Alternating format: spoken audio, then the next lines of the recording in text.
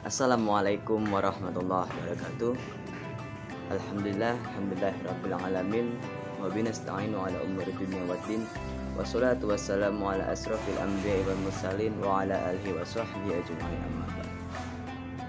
Perkenalkan, nama saya Abdul Hayy Al-Ghifari dengan NIM 1912065 akan membahas atau akan menjelaskan tentang sejarah dakwah dari sebelum zaman Rasul hingga setelah zamannya Rasulullah SAW. Oke, lanjut. Sebelum kita mengetahui sejarah dakwah masa Nabi itu, alangkah baiknya kita harus mengetahui apa sih itu sejarah dakwah gitu. Apa sih pengertian antara sejarah dan dakwah? Karena di sini ada dua kata, sejarah dan dakwah. Pengertian sejarah. Sejarah berasal dari kata syajaratun yang artinya pohon. Nah, itu menurut dari bahasa Arab. Maupun secara pengertiannya, sejarah itu adalah segala sesuatu yang telah terjadi di masa lampau dan diambil hikmahnya untuk dijadikan pelajaran agar lebih baik ke depannya. Itu sejarah. Nah, lalu apa itu dakwah?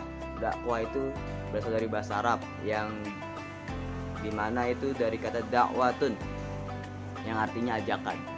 Adapun mengenai pengertian, dakwah itu adalah dimana seseorang itu mengajak atau menyerukan untuk beriman kepada Allah Subhanahu wa Ta'ala. Nah, lalu jika digabungkan menjadi dua, sejarah dan dakwah, jadi sejarah dakwah itu adalah dimana seorang pendakwah, seorang yang mengajak itu menggunakan metodologi dengan sejarah. Jadi dia itu menceritakan sejarah-sejarah pada zaman Rasul, pada zaman sahabat atau zaman tabi'in wa tabi'at dan lainnya sebagainya. Seperti itu. Oke, kita lanjut ke pembahasan.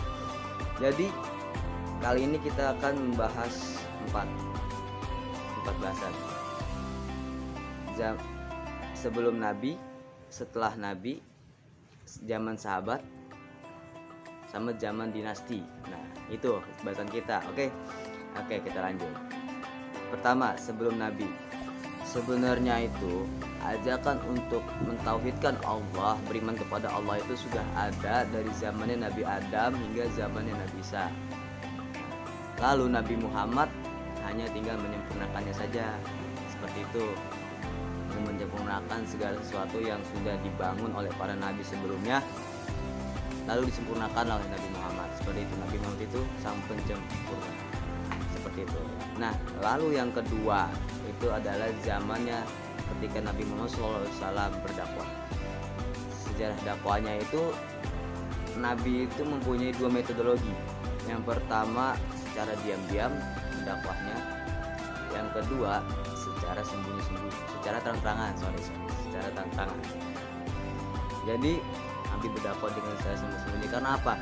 Karena Nabi tahu jika langsung terang-terangan seperti itu, langsung gak pada terima dengan Nabi Muhammad SAW. Karena nanti Nabi akan dianggap sebagai pembohong. Faktanya seperti itu. Lalu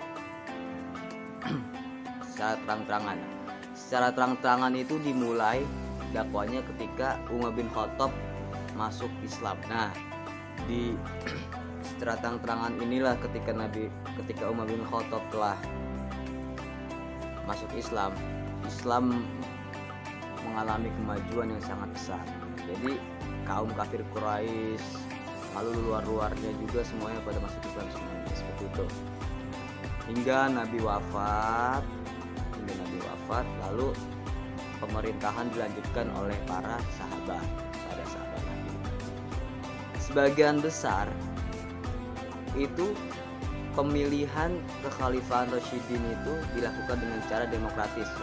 Demokratis itu ya yang dilakukan oleh Indonesia sekarang itu demokratis. Jadi dipilih secara mufakat, siapa yang suara terbanyak, memilih siapa yang pantas, dia yang terpilih. Akhirnya terpilihlah Abu Bakar, Umar, Utsman, Ali. Empat ini Sayyidina kita, Khulafaur Rasyidin kita ini empat. Abu Bakar, Umar, Utsman, Ali. Di masa Abu Bakar itu masanya dimana ketika banyaknya nabi palsu bermunculan. Jadi kebanyakan di masa khalifahnya Abu Bakar itu ya tugasnya membasmi, menumpas para nabi-nabi palsu itu, karena tidak ada nabi lagi selain Nabi Muhammad. Nabi itu adalah khatamul anbiya, penutup para nabi. Lalu kedua, Umar bin Khattab. Umar bin Khattab itu Islam itu melakukan tugas penyebaran sampai Palestina. Oke, zaman ketiga yakni zamannya Utsman bin Affan. Utsman bin Affan itu lebih fokus kepada pengurusan mushaf ya, pembukuan mushaf, karena pada saat itu di mana para hafiz Quran itu pada meninggal akibat perang.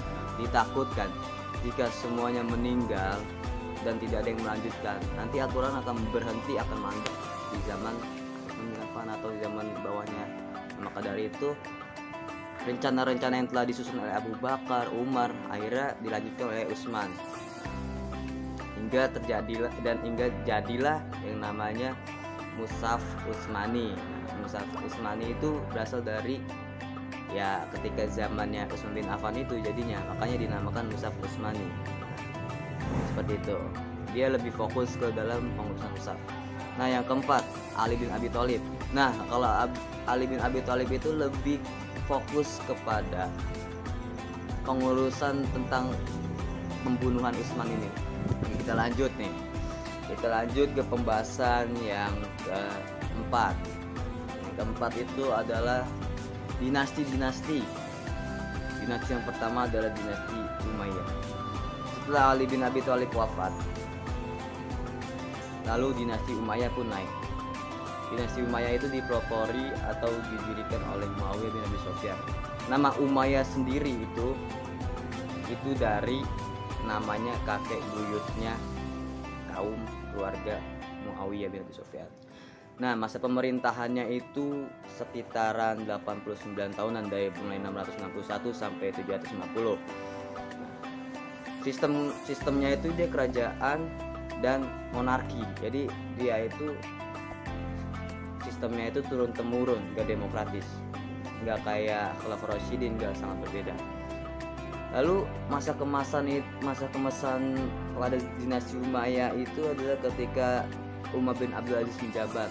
Jadi itu tokoh yang paling terkenal di Umayyah itu malah dinasti Umayyah itu malah Umar bin Abdul Aziz, karena di situ benar-benar Umar bin Abdul Aziz itu membawa dinasti Umayyah menuju kemasan sekali. Itu adalah dinasti Abbasiyah. Nah, dinasti Abbasiyah itu didirikan oleh Abu Abbas As-Saffah yang dijuluki dengan sang haus darah. Karena apa haus darah? Karena dia itu ketika perang itu sangat kejam. Ya, tasbih juga membunuh lawannya. Nah, pada zaman Abbasiyah ini Islam mengalami masa kemasan itu malah pada zamannya Harun Ar-Rasyid. Yang paling terkenal pada dinasti Abbasiyah ini malah Harun Ar-Rasyid. Nah, atau Abu Nawas. Nah, Abu Nawas itu ketika zamannya Harun Ar-Rasyid. Itu benar-benar kota Baghdad itu dibuat seperti kota seribu malam, seribu bintang, saking terang benderangnya.